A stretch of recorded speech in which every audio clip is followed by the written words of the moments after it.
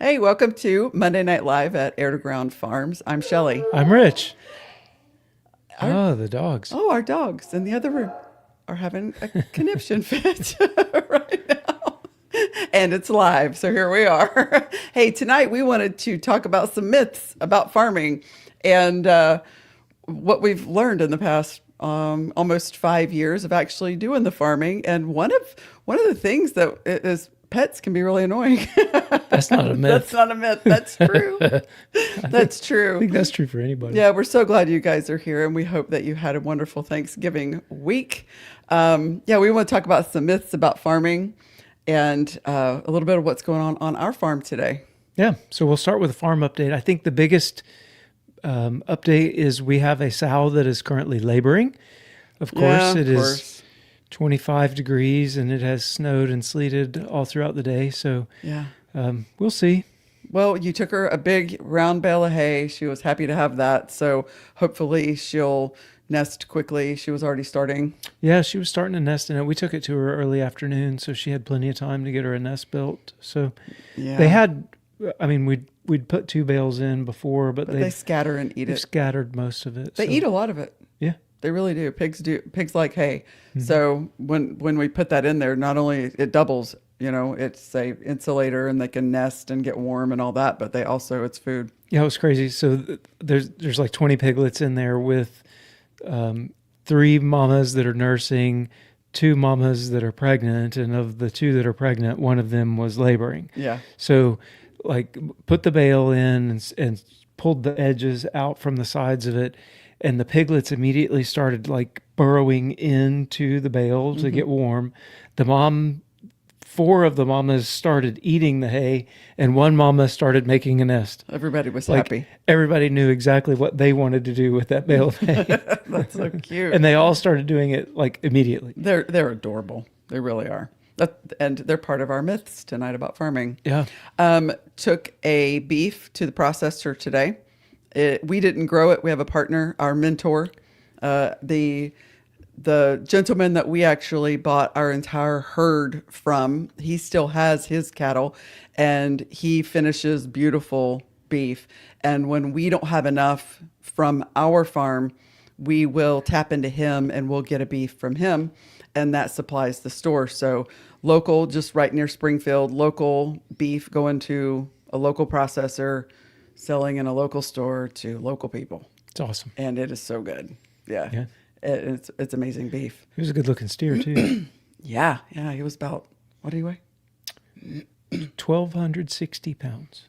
Yeah, he was nice and fat. Yeah. You know. He came out the trailer and headed towards the processing building.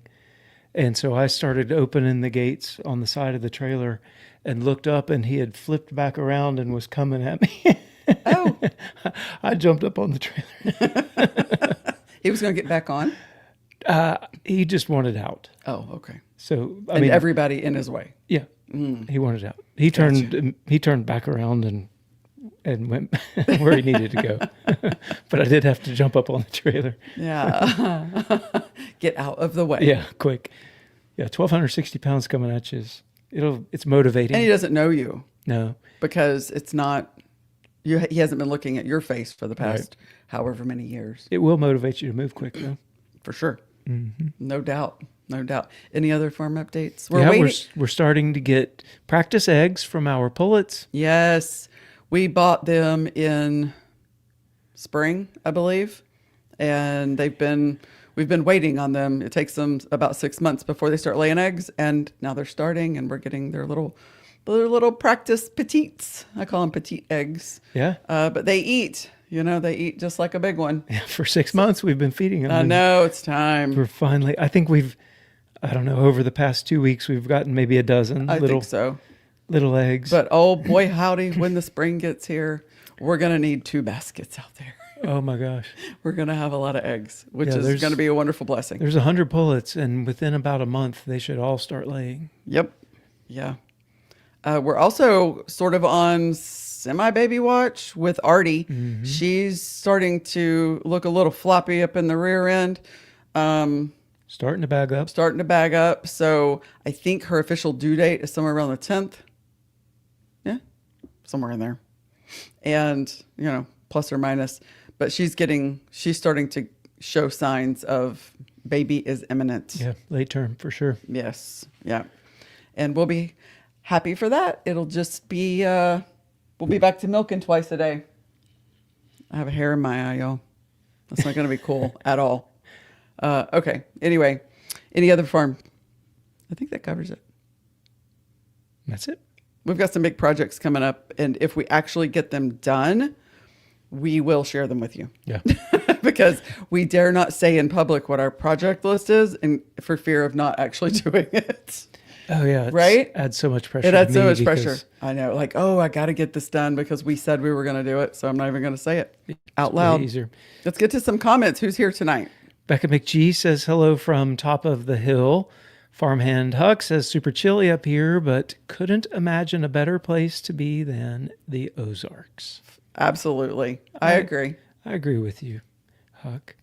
Mary Hillerman says cold, gloomy day and night calls for a big pot of very spicy chili on the stove tonight. That sounds delicious. It does. It does. We love some spicy chili. And boy, do we have What do you the peppers. put in your chili? I like to put in some sour cream and some cheese, maybe a little onion sometimes. And definitely some peppers. And yeah, definitely. And then Mary also says Turkey Day was great.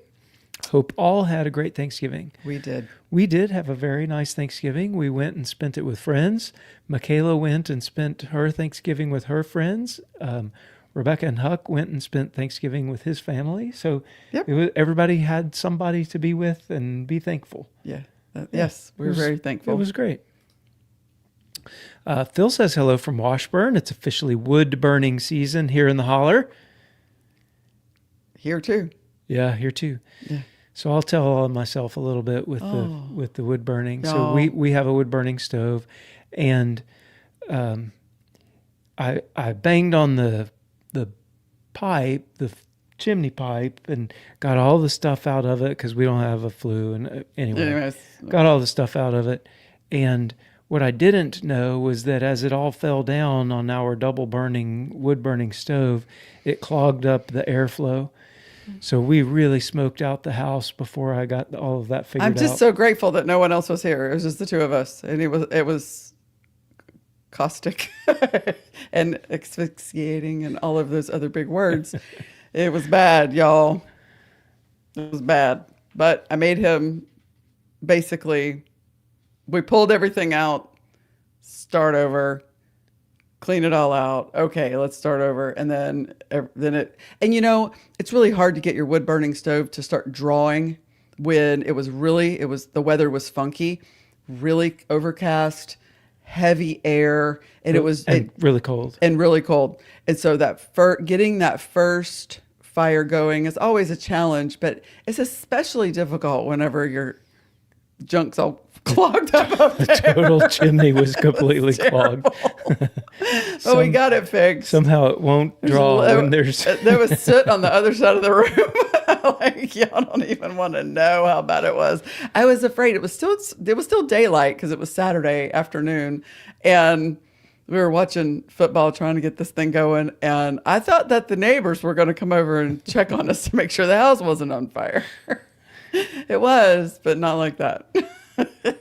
we But we got it going. fixed. Okay. It's doing good now. Oh. Carol, I want chickens, says hi from Harleysville, Pennsylvania. Hey, Carol. Anna says hello to all. My weather was sunny today and 78. That's perfect weather for Florida. Currently 68, down to 68, up to 79 tomorrow. That sounds like That is December in Florida. Beautiful Florida weather. Yep. Yes. Susie Q says hello. Y'all thumbs up, please. So it helps the algorithm. That's right. Anna says, I hope you filmed the piglets today. No, we Nope. didn't. He was on the tractor and Huck was helping him, and I wasn't even around. Yeah, I may try to get some updates of the new piglets when they arrive. That would be and cool. You'll be able to see all the piglets then together. Yeah, sometimes things happen, and you don't even have a phone with you. Yeah. Yeah. I normally have mine, but I didn't film anything today. Jeannie says hello from Nebraska. Hi there. We've been getting a lot of snow and it's really cold. Yeah. We got some snow Flurries? today and some sleet and then some snow and then some You guys sleet. have been getting hammered. Yeah, and really nothing stuck. There you could see little dustings here and there, but not like what you guys have been getting. Woo. Ooh. Angels Homestead says hello from cold Oklahoma. And Old School Nana says hello from snowy Oklahoma. Everybody's getting the weather. Yeah. And Kevin and Sarah say, hey guys, nice and warm by the wood stove. Hey, Awesome. Living Traditions Homestead in the house. Thank you. Thanks Hi, for guys. joining us. Old School Nana says, Papa has the antique wood stove going tonight. Oh, fantastic. Oh, very good. I hope you So have a cozy. forest to feed it. Right. It eats some wood. And Xana says, hi guys. Oh, thank you for being here. Yeah. Oh, it's so good. So myths about farming. People have probably delusions of grandeur. I think the biggest myth, even that I had, was, the childhood picture, the painting, the dream, the barn house, the rooster crows, and the cow is mooing, and the sheeps are lowing, or whatever all the words are, right? Like Some nursery rhyme. some nursery rhyme, right? And it's just like, oh, it's so wonderful. Serene and bucolic is the word that you hear. And, it's like, it's just this calm life and, peaceful coexistence with animals that are consistently providing for you. And there are calm moments in a day, but I've yet to see a calm day, like the whole thing. Yeah. Yeah. Usually no. There are definitely calm moments. There are. And there are moments that are like just amazing. Like wouldn't trade it for anything. No. And then there is mostly chaos. Mostly. we would prefer for the chaos to be controlled chaos. Yeah. But as long as the chaos is a little controlled, then we're okay with it. It's whenever things start going a little sideways that we get a little less okay with it. But you are dealing with animals. It isn't a zoo, but you're dealing with animals, and animals can be very unpredictable, to say the least.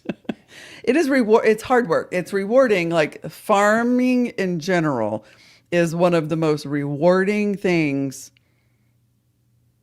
I have my children and all that. I'm married to you, and yes, that matters. But as far as like doing something with your life, farming and growing food for ourselves and for other people has to be the most rewarding thing that I have personally ever done. Yeah. Because when I take a chicken breast or a chicken thigh and I sell that piece of meat to somebody that I don't even know, and I just put some of the most amazing food into their freezer, the end result is so rewarding to go, man, we just did that. Mm. And that's good.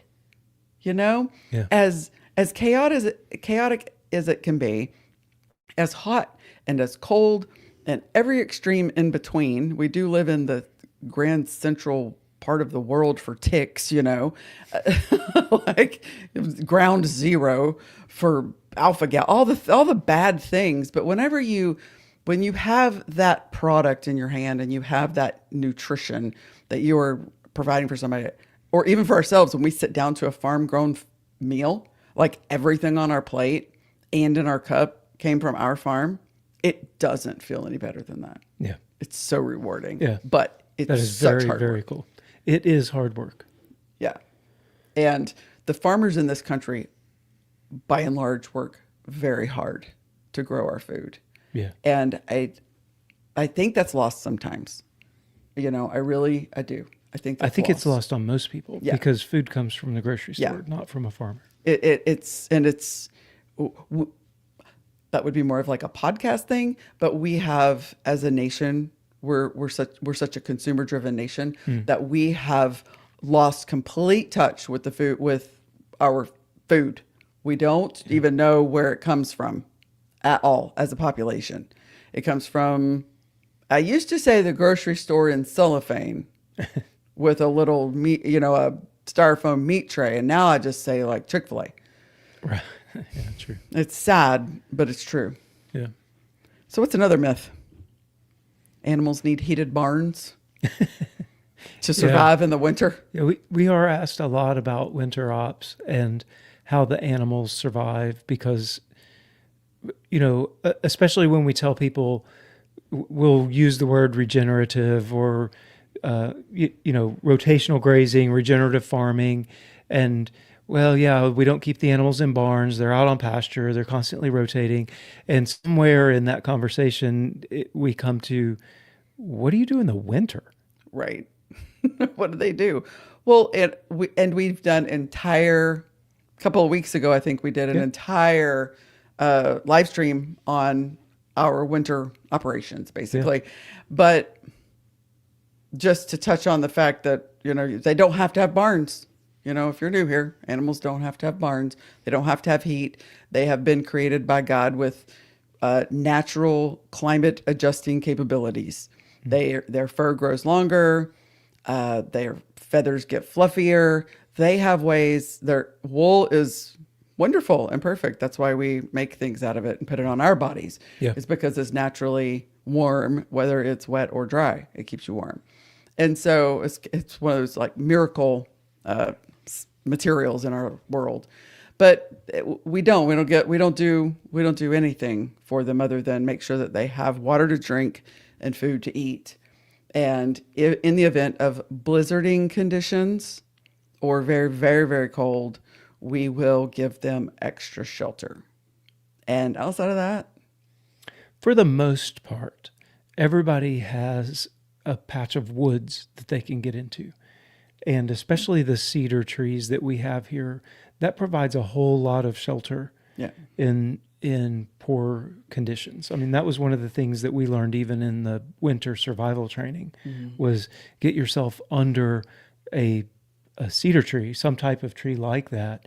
And especially once it gets snow on it, it insulates the whole thing. And so the idea of having an area that they can get into the woods and get up into those cedar trees, that's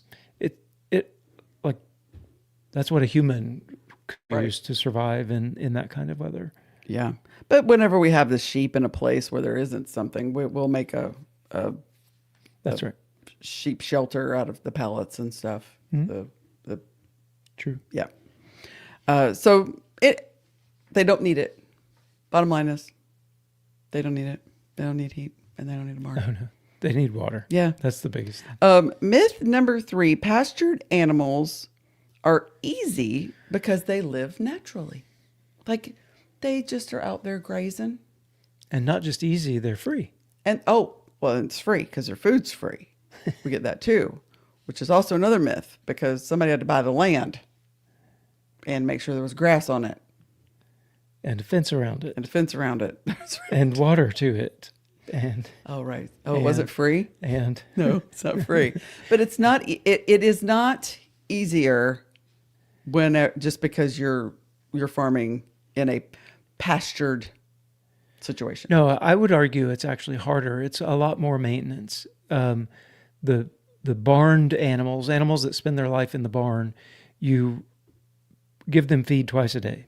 Like clean out the barn however often you clean out the barn, which is on the large scale dairies that I worked at, twice a day they would release water out of a big water tower and it would wash past their feet, and that was it, right? They fed them twice a day, they washed the barn twice a day.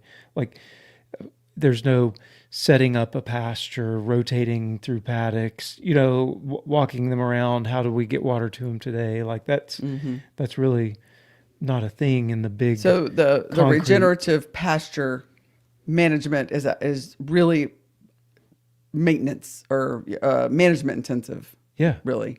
Oh, It's less infrastructure. That's right. But it's more time on the farmer. It takes a little bit more finessing. More land required, Mm-hmm. more management required, more finesse. It's more of an art, really. Yeah. And like that's why, say your large scale dairies, they'll have a veterinarian make up their dairy ration, and it's exact. You know, there's an exact amount of protein, fat, calcium, like whatever, and then those cows get that exact ration Right. every day.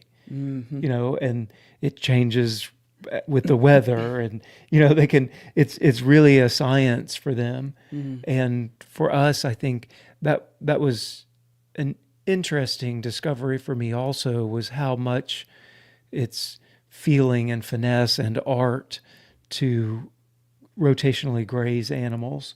And it's not easier. It's really not easier.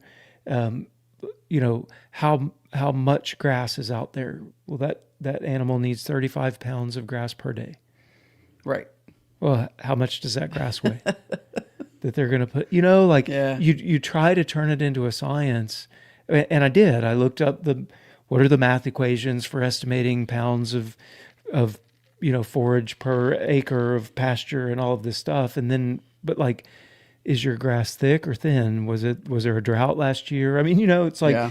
and it just turns into, quickly I gave up on any idea of making it any kind of science. Mm-hmm.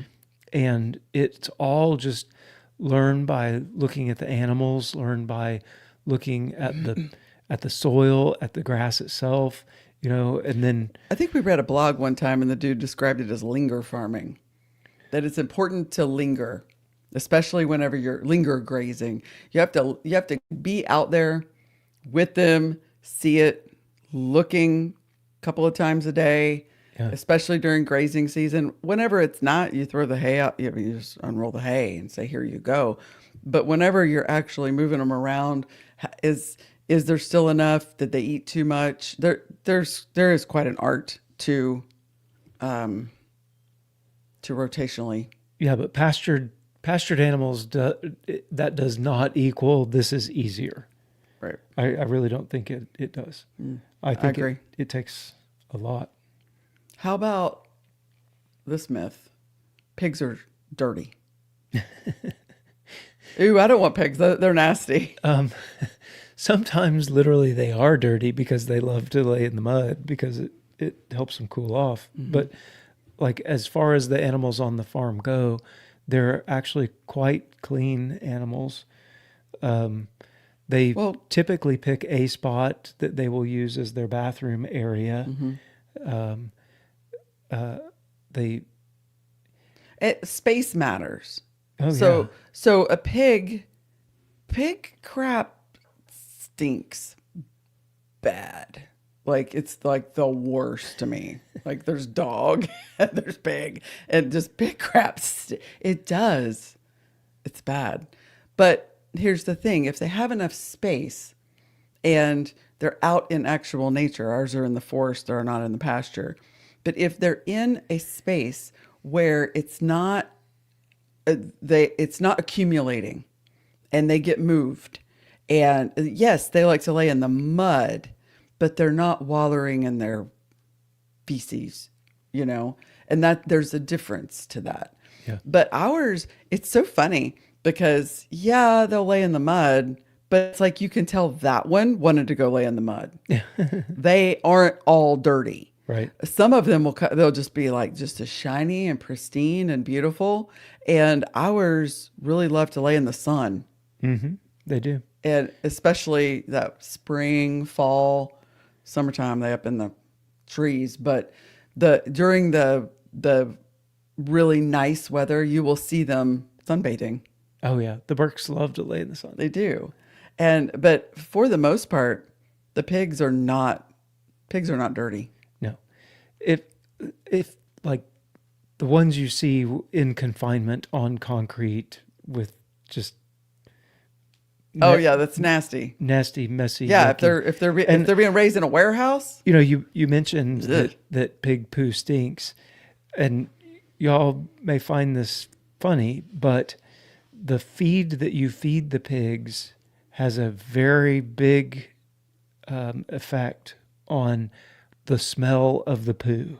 So we went and picked some piglets up one time, the first set of Berkshires that we got. And I do not know what these people have been feeding these. And they were really small. They were weaned, but they were very young. They were weaned very young. And we were led to believe they were a little bit bigger than they were. But we took them anyway. And their poo, as you call it, I said crap because it's gross. It was the most wretched smelling that we had smelled. It really smelled more like dog. I don't know what they'd been feeding them, but obviously yucky food. But here's the thing. Within 2 days. 2 days, totally changed. We started feeding them what we feed, which is a non-GMO grain and corn and like real food diet. And just like that, the smell basically went away. So that leads us to Carol, I want chickens question. Since growing up in the city where there were no farms, how are the cattle being fed if they are not eating grass or hay? We hear about GMO feed. What is it? So There's cattle feed is a long answer. When they go to feedlots, they're going at about depending. about a year plus, year and a half to finish. Yeah. Essentially. So they will typically spend the first part of their lives on grass. Yeah, So in somebody's pasture. We'll set the dairy aside for right now. We'll set dairy cows aside and go to beef. They're going to spend the first half to 3/4 of their life on somebody's pasture eating grass. And then at some point, somewhere typically in the 700-800 pound range, maybe up to 1,000 pound, but probably not. Somewhere in that 700-800 pound range, they're going to get purchased and hauled off to a feedlot somewhere. And once they're in that feedlot, they're going to get another scientifically blended ration of some amount of energy and protein. And that can come from corn, soy, candy. They grind up used candy wrapper and all. It gets ground up and mixed in with the feed. Donuts and bread scraps, and like they need calories, right? And they need an amount of fat, and so they take all kinds of grains and grasses and waste food products and chop it all up and mix it all together, and that gets fed to the cows in the feedlots, and they very quickly gain weight, like pounds a day, kind of They quick. grow quick. And they take those cows, steers, heifers, from 700 to 800 pounds up to 1,500 pounds, And rather quickly in a few number of months, and then off they go. Yeah. You did that. That's all true. So That's all true. the dairy cows, like the large scale dairies, they're typically on a better ration. Normally some type of hay chop with some other grains and stuff to keep their Milk nutrition. production. Yeah, they want to hold that milk production at a very high state. So Shelley mentioned that what we feed is a non-GMO feed. So GMO is a genetically modified organism. And what they've done is scientifically changed the plant so that it survives being sprayed with glyphosate, with Roundup. So it allows that plant, they go in and they can spray the whole area where that plant is growing with Roundup. And all of the other weeds around that plant will die, but it doesn't. It just keeps growing. So through that modification, it makes the management of weeds and noxious plants around that crop, it makes it much easier to handle that whole process. The problem with it is that glyphosate is arguably not good for humans and not good for the environment. So there's some people at least believe that it is better to have a non modified feed. So we feed it to our animals. There's conflicting science as to whether or not the glyphosate comes through the product. I think there's anyway, conflicting opinions as to what happens there. But bottom line is, we don't like it, and we don't want to support that industry. So that's why we feed like that. Yep. Hope that answers your question. Yeah. So a couple of other comments. Mayor says hello from Shediac Bridge, New Brunswick, Canada. Hi there. Glad Mary. to have you tonight. Anna says, over 66 years ago, I remember visiting my grandfather's farms on the weekends. I remember outhouses and taking a bath in a galvanized laundry tub in the kitchen next to a wood-burning stove. Lovely memories, I'm sure. Like, That's awesome. you know, that's so good. That sounds like when we used to go camping, or like out to the hunting camp and stuff. Yeah. But yeah, how cool. Yeah. How cool. And then Susie Q was saying genetically modified organisms as Yes. to what the GMO GMOs is. are. And also I was told once that glyphosate is an antibiotic, which if you get too much of it, becomes worthless, therefore causing cancer, ? I don't know about an antibiotic. I don't think it's not to my knowledge. Yeah, not to my knowledge either. I may be don't- wrong, but I- not to my knowledge. I haven't dug far enough into it to figure out why, like what about it is what's causing cancer. They've linked it to a lymphomas, and they've paid out billions of dollars in lawsuits already, Yeah. with billions more pending.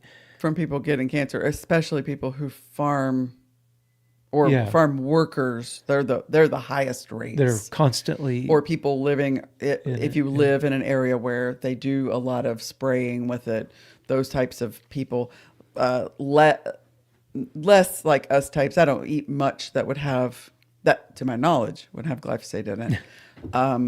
But I mean, we're all consuming it. There are people who have eaten organic for years and have eaten super clean lives, still wind up that you get the tests done and you still wind up with glyphosate in your system. It's ubiquitous at this point in our world. I think it's just about the levels. From what I know too, the GMO, the genetically modified organism, they've modified it with a virus. They have into the DNA a virus that fights off the glyphosate. And so essentially, like, there's way more sciencey stuff than that. But that's kind of how so I don't know about the antibiotic just simply because of the viral aspect to the whole thing. But at any rate, it's some powerful stuff, and it'll kill some weeds. There are weeds that are becoming immune to it. Oh, which of is course. becoming an issue. There are, I can't, last time I looked at it, there's 5 or 6 that are being an issue for them. So they're now mixing, like the recommended spray is a mix of glyphosate and like 2 other, like Now you've got to add on top of it. it's pretty nasty stuff that they're We having just to choose spray. not to. We choose not to participate in as much as we can. But it's the world we live in today, so it's hard, right? Yeah. Okay. Another myth. Okay. We talked about them the other week, but chickens are dumb. Like, they're just dumb, but they're actually not. Chickens are not dumb. They have a whole social pecking order. Yeah. They've got their whole little society set up out there. Yes, and you'll see one just getting pummeled, and I'm like, girl, you are on the bottom of the pecking order. The literal pecking The order. literal Yeah. pecking order. And you'll see one that gets tired of it and challenges. And the roosters Rule the roost. are very, but they go through cycles also. Yeah. We had, the highest rooster, and then, another one that like challenged him and got beat up, and and then another one challenge, and then like this one ended up winning, and then the highest rooster wasn't anymore, and then that lasted for about 6 weeks, and then he like must have went to the gym or something because he came back and beat up the other one, and like there's this whole hierarchy, and certain hens stick around with certain roosters, and the roosters will go find things, and they make a different little noise to say I've found something. And It's wild that you know this because I have no idea about this. Like he will sit and watch all these people, and I'm like, each I rooster got things to do. each rooster has a group of hens that will, like when he makes that little like clucking noise, Yeah. There's about 5 or 6 that'll come over immediately to figure out what he's found. And I mean, like they've really got a whole like Language and language. life. Oh yeah, they make Their life is they sorted. they make different sounds there's happy sounds, and there's alarm sounds, and there's Yeah. oh yeah, that like seriously, they communicate with the different sounds that they make. They're not dumb. And they understand their pecking order way better than like our teenagers did whenever they were in the house, for sure. Our teenagers at some points were quite confused. As to who was in charge. That's right. Except they were never confused about us being in charge. Sometimes they were confused. Yeah. No, they weren't. I don't think so. just amongst themselves. I think they may have thought they could get away with more than they could, but I don't think they were confused as to who was actually in charge. And then Susie Q says chickens aren't dumb, but turkeys sure are. Turkeys are very I've seen them. prehistoric. I've seen them put their heads back in a rainstorm and drown. Oh, yeah. Kevin and Sarah, they were talking about one year. They had some, like a long time ago. They did. They just like look up at the rain and drown. They got pneumonia. They want to get, yeah. it gets in their lungs and then they get pneumonia. Yeah. Carol's got a question. Yeah. But turkeys are fun though. They are. They make cool sounds. They're kind of chill. Yeah. They're dumb. They got to where I could make a noise and they'd all. Oh, yeah. He could say, and they would all go back. I'm sure that's the official turkey sound. The calm moments, the peaceful moments you have on the farm, or when you are talking to your turkeys. Yeah. Oh. And the turkeys talk back. And the turkeys talk back. And if they get out of their area, they're pretty easy to just get the flags and herd them right back in. Oh, yeah. Yeah. Oh, real quick. Xana says, I just Googled glyphosate as an antibiotic. Yes. What? It has been classified as such. As an OMG. antibiotic? Oh, my gosh. Thank you so much. Okay, Yeah, there thanks, you go. Xana. Like we said, we don't know. That's wild. Didn't know As an that. antibiotic? I guess so. Wow. Becca Okay. says, I talk to the turkeys too.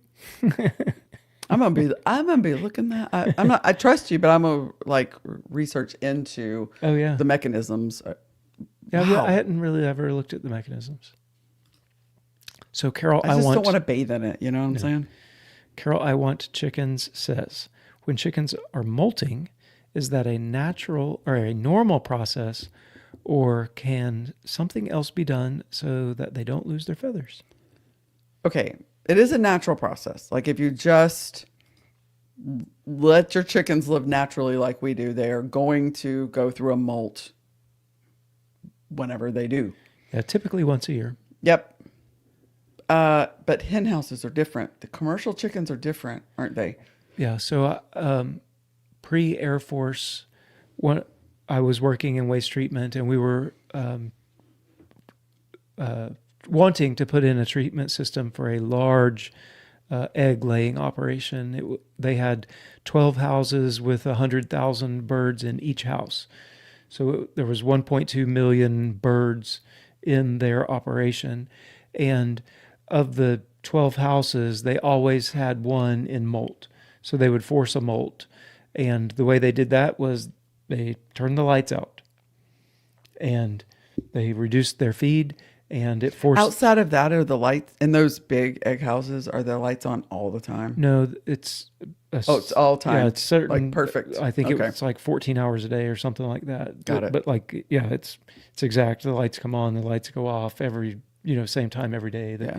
Yeah. But they force them into a molt, and they molt them every year. So, every month of the year it's one of the houses was always in molt. Got it. But ours, they just naturally molt about once a year, and it seems like they will kind of tend to do it, and a bunch of them will.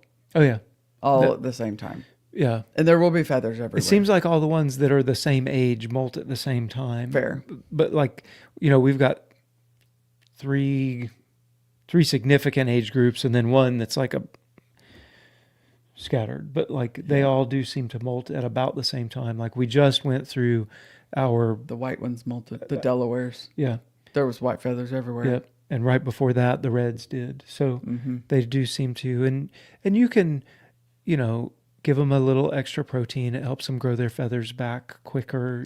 It is a natural thing. Like they reduce the amount that they lay during that time. Yeah, but their bodies need to do that. Yeah. So we don't want to stop it, because that's actually is good for them.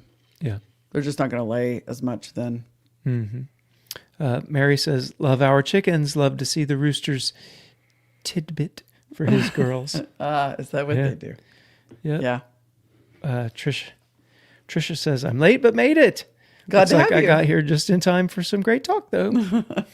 Glad you're here. Yeah. Mary says, they look so pretty after their new feathers come in. They do. Yeah, absolutely. All shiny and pristine. And I toss them extra protein. Yeah.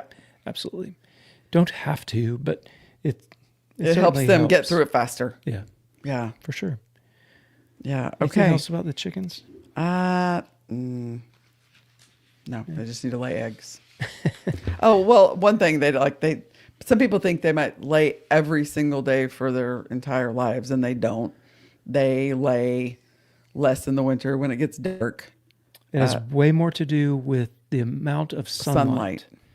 Yeah. And you can compensate for that a bit by adding artificial light to them. And we don't. When the sunlight, when the daylight hours get shorter, we get less eggs. Mm-hmm. And that's just the way of it. We just let the chickens do about as natural as they can. Mm-hmm. Yeah. Okay. Another one. Cows are dangerous because they're big. So we've heard this a lot. We have. I don't want cows because they're just too big. I'm going to get a pygmy goat instead or something, and it's like, I would way rather have a cow. I'm going to get goats instead of cows. No. No. I don't have anything against goats. Well, yeah, maybe I do. I don't want any goats. Yeah, we don't have goats. We don't have any goats. But cows, man, cows, they're super cool, especially once you know them. I was going to say, I think getting that's one that you would want to do research first, because they can kick you, or they are large, just by their step on you, it will hurt. Sheer size means that they're, dangerous, like, okay, because they're big. Mm-hmm. But I think, and we really spent a lot of time reading and watching and listening to Temple Grandin. And I think that would be... Who's Temple Grandin? For somebody who might not know who she is.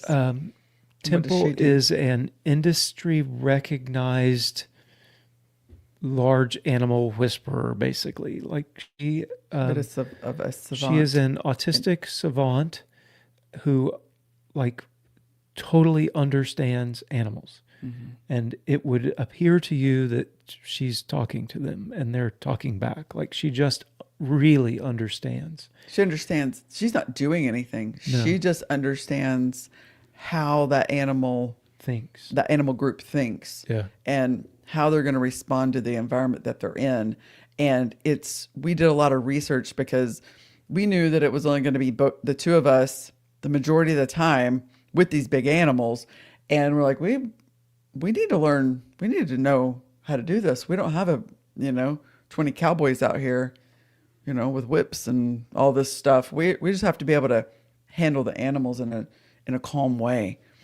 And we ran across her through I think some of Joel Salatin's stuff Yeah. and got her books and started learning. And you really can be with your animals in a really calm way and build a relationship with them. And if you set up your farm and their life in such a way, it really is quite enjoyable. And if that doesn't work, if you still have an animal that acts dangerous, that animal can't be on the farm. Oh, yeah. Like nobody Gotta can go. be on the farm that is dangerous, right? Like we wouldn't have that. Right. Like they just couldn't stay. No. And none of our cows are dangerous. We respect all of them, and you learn where to walk with whom. Like the dairy cows, they have no pressure zone, and that's what Temple really talks about with the cows. Dairy cows have no pressure zone. You can, like, you're touching them everywhere all the time. All their bits and parts. And you want them to just so stand there. The Jerseys are very, very calm by breed, by nature. The heifers can be a bit flighty once they have that first calf. Every one of our Jersey girls just went whoosh, And calmed and right they down. calmed right down. Yeah. And they don't have a pressure zone. Like if you want a Jersey that is in, like that you're milking, if you want them to go somewhere, like a lot of times you just have to literally push them, like turn their head, push their butts, I go. We don't over have there. halters and leads on ours. No, we get them to come in other ways, but some Typically people do. we just call them, but They will put a halter on them. They're halter trained, and when they just hook them up and lead But them where they want to go. the bigger cows or the beef cows, Yeah.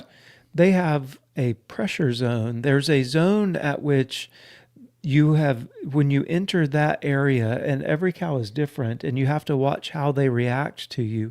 But when you enter that area, it makes them uncomfortable.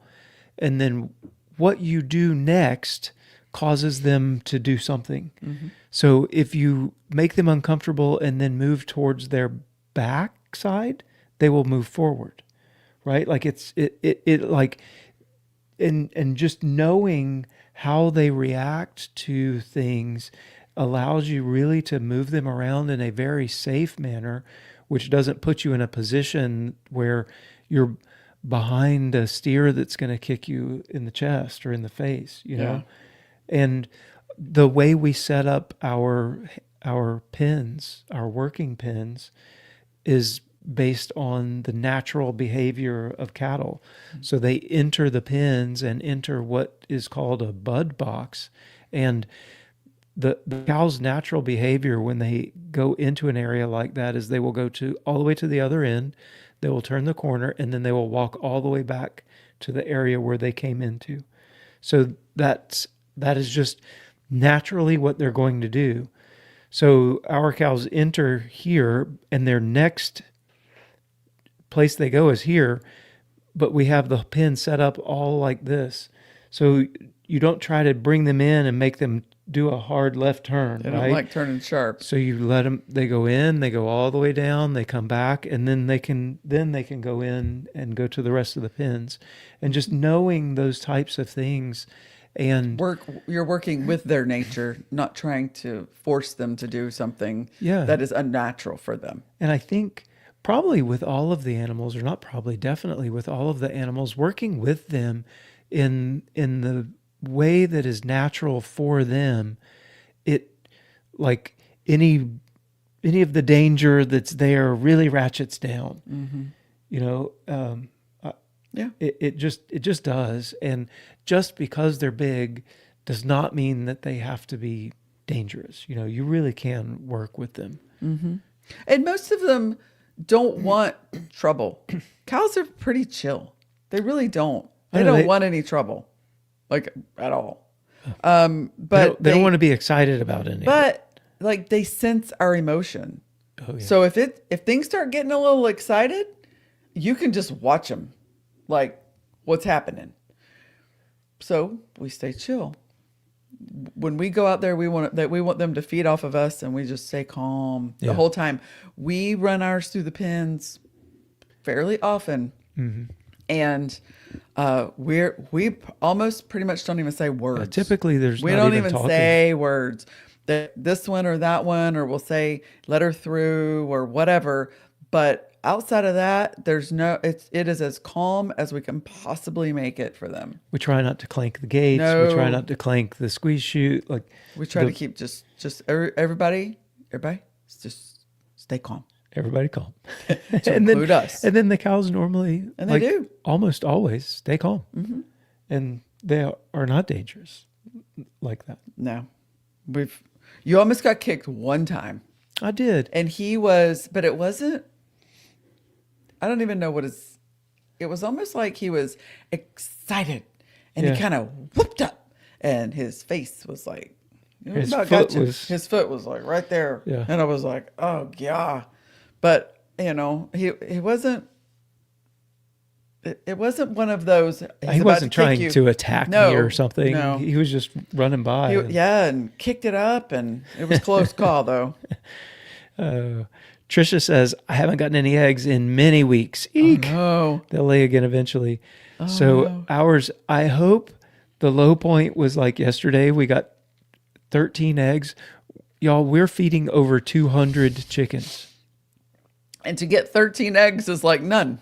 That you didn't get any eggs. That's terrible. Good grief. So, but they're picked back up today. There was more, probably double, and then it'll start ramping. It'll start ramping back up. Yeah. We just have to go get them before they freeze. Carol says, since your farm appears to have one breed of chicken, do your chickens ever become broody and sit on their eggs? So we actually run different breeds, and there are some that are broodier than others. Our broodiest hens are our Buff Orpingtons and our Bielefelders, and we don't have many of those left. We won't have any of those left soon. Yeah, we won't have any They're of those going left much soon. longer. But they seem to be the most broody. And then the ones that we bought for egg production, like strictly the Isa Reds or the Red Sex Links or what, different terminology for them, but they're a hybrid breed for laying eggs.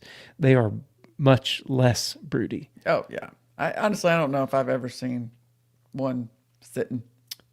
They don't. It's one of the but they're hybrids. Downfalls to the hybrid as well. Well, the Delawares aren't hybrids, but I still haven't seen them. Maybe they're still too young. I haven't seen them brood. No, I haven't seen any of the Delawares either. But the Buff Orpingtons and the Bielefelders both will. Yeah. And they get a little snippy. Mm. Yeah, they'll get it. Homestead Jude says hello from West Virginia. Hey, glad you made late to the show tonight. No worries. Becca says Grizz is our dairy cow Artie's calf. So he's a Jersey steer. Full Jersey steer. And he's just out with the beef guys. And what did she say? That Grizz still wants scratches from me every time I'm out with him, even though he is in an open field. Well, he was one of our, dairy calves. Yeah. And so he was attended to like a prince. And when you castrate the Jersey bulls, they calm right down and take on the same calm demeanor that the Jersey cows do. Right. Now, a Jersey bull is one of your most dangerous animals. Like we said cows aren't dangerous. A dairy bull can be dangerous. Mm-hmm. Like we contemplated keeping him as a bull, so because he was A2 also, and then we could make our own A2 dairy herd. And we decided against it because dairy bulls can very much be dangerous. And look, any male animal has the potential of being quite fierce. Yeah. In the right circumstances. We don't ever turn our back on our rams. Right. I mean, we don't, we are very conscious when we're in with the boar. We always have an eye on the bull. It's it's men. No, I'm kidding. It is. Love men. It is. But yeah, the Jersey bulls, we just decided no. But he's a steer and he's lovely and he still wants scratches in the field, so. But yes, there's caveats to everything. There's certain breeds of cows that are not as gentle as other breeds of cows. So Yeah. you would want to be particular. And what is happening at that moment? Like Yeah. there are cows that they have a calf. I can walk right up to it. I can pick it up. I can look at it. I can do whatever. And there are cows that I will look at it from about 50 feet away, and then I'm not getting any closer because the cow, is a good mama. well, she's giving me protective. the signs that I don't want you over here. And you respect that. I respect that. I've learned enough to know, like, what does that look like? And I don't just go barreling up on a cow that doesn't want me there. Got a couple more Okay. comments. Xana says, Temple Grandin is awesome. Yes. She is so amazing the way she understands the cattle. She really, really is. It's wild.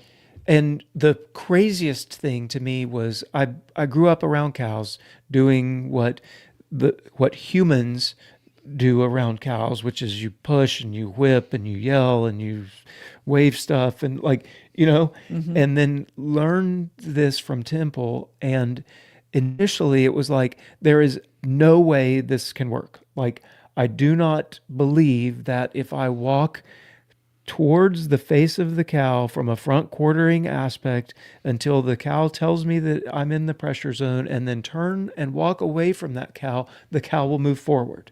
I'm like, that's so stupid. It works. It works. You can move cows with your body. I'm like, I did it. And then I like one day, I don't know how many cows I did that to. Yeah. I was just like, kept proving her right. Oh over my and over God. and over again. I cannot believe that this actually works, but it does. It's like, it's crazy. It is. Trisha says, that's painful. My chicken numbers have dropped very low. So at least my feed bill isn't crazy while I'm buying eggs. Yeah. Yeah, that's true. It's bad because people, they really like the eggs and they come do. into the store all the time to buy the eggs. And when we're getting a dozen a day, like, there's no way we can keep the store stocked with eggs. Mary says, yes, we went from 50 plus eggs to 23 or 25 in the past few days. And we have 60 to 65 young hens. 1-year-old hens are becoming freeloaders right now. Yeah. Well, We've got quite a few freeloaders. No, Okay. Okay. The last. we have The final comment, final myths is that small farms can feed America if we just support local. Man, I wish that was true. I know. We wish that was true. We really, really, really do. And we're huge in small farm. Yes. Find one and support it. Become one and sell your stuff. Can it support America? We're actually going to do a podcast on that. It'll be over on the Dust or Mud podcast on Wednesday about, can small farms support America? We wish it were true. I think that's really the bottom line. But I think small farms can support local. yes. And you can make a community. And that's what we try to do here, even with you guys, is build a community. And you can make a local food community. And small farms can be the center of that. And depending on how big that small farm is, would determine how big that community is, right? And so I think that a small farm can become a very, very important part of a tight-knit community. Yeah. We're trying to feed a small community in Ava. We're not trying to feed Walmart. We can't. We're not even trying to compete with Walmart or Costco or any other such, because the needs are just too great, and they have a mechanized, automated efficiency system that small farms just can't do. And while buying local and having a small farm or small farms in your regions is critical, not just nice, I think it's going to become critical for our national resilience, because they do provide a lot of food. Yeah. They really do. I just don't know if that there's so many people living in the cities that I don't know that small farms without the efficiencies of growing things in Tyson houses, I don't know that we could do that, because there's so many people in cities who can't grow anything. It can't support the cities. It can't support the cities.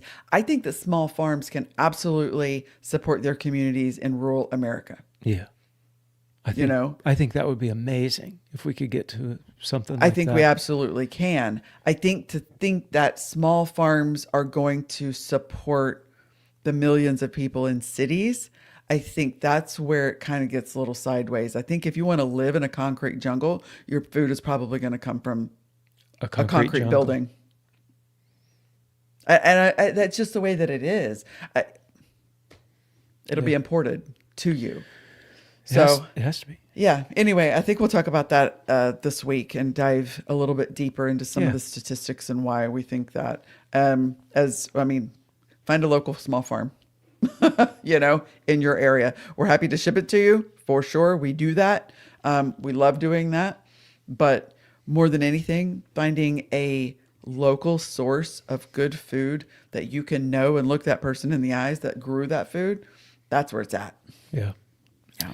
So it looks like another comment. Carol says, one truth for me, or maybe it's better to say honesty, is when an animal dies, I don't know if I could dispose of it. So there are certainly a lot of different ways you can dispose of it. What we have chosen to do is take an area of the farm that is far away from all of the farm operations and anybody else and borders a whole lot of woods. Mm-hmm. And that is the area where we just have what we call the bone pile, and we put the dead animals over there.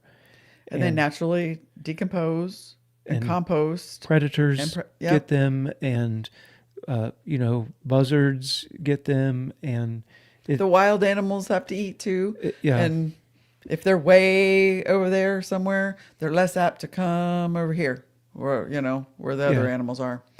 The disposing of them after they've died isn't like that. That's okay for me. It's the making the decision when one's very sick.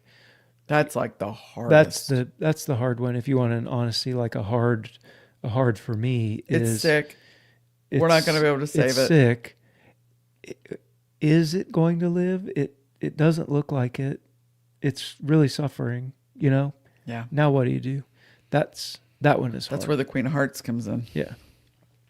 Tricia says, I also like some of the middle ground ideas, like a local co-op that sells produce, meat, and milk from local farmers, ranchers. Yes. I do too. Yeah. Love it. Yeah, we don't have one of those here. In this particular area, we've talked about it. Our daughter, Rebecca, she used to shop at one out in Washington State. She loved it because it was a farmer's co-op, and you could go there and get all kinds of good stuff where people would sell their things. So anyway, hey, we've gone over our hour. Thank you so much for spending time with us tonight. This was fun. Just talking about light, fun conversation about farming and everything. Thank you guys for your comments and your input in this live stream. We love it. We absolutely love it. Yeah, for sure. And yep. Have a wonderful week. Yeah. Hope to see you next Monday. Yep. And till next time. Bye, y'all. Bye, y'all.